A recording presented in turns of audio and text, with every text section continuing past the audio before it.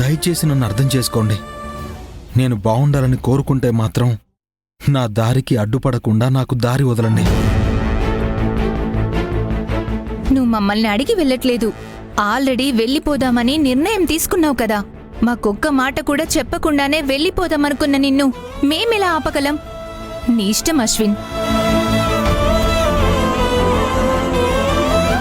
కానీ ఒక్కటి, నువ్వెక్కడికి వెళ్ళినా మమ్మల్ని మాత్రం మర్చిపోకు.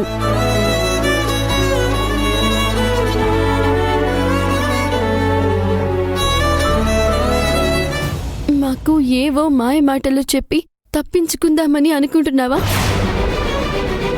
నీ గుండె మీద చేయి వేసుకుని చెప్పు, నిజంగానే జీతం కోసమే ఈ కంపెనీలో ఉద్యోగం మానేస్తున్నావా? నువ్వు డబ్బే ముఖ్యమని, దాని వెనుక పరిగెత్తే మనిషివి కాదు అని నాకు బాగా తెలుసు.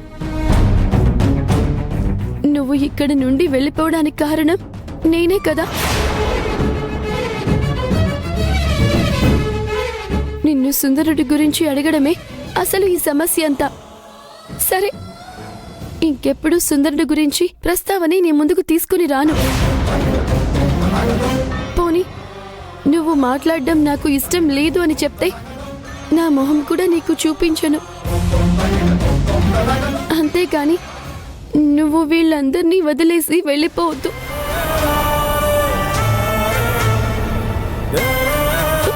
చేతులు జోడించి మరీ అడుగుతున్నాను. చూడు, నేను జాబ్ మానేయడానికి నీకు ఎలాంటి సంబంధమూ లేదు. నీ పాటికి నువ్వేదేదో ఊహించుకుంటావేంటి? నాకంటూ కొన్ని బాధ్యతలు, సమస్యలు ఉన్నాయి. అవి నిర్వర్తించడానికే నేను ఈ నిర్ణయం తీసుకున్నాను. అనవసరంగా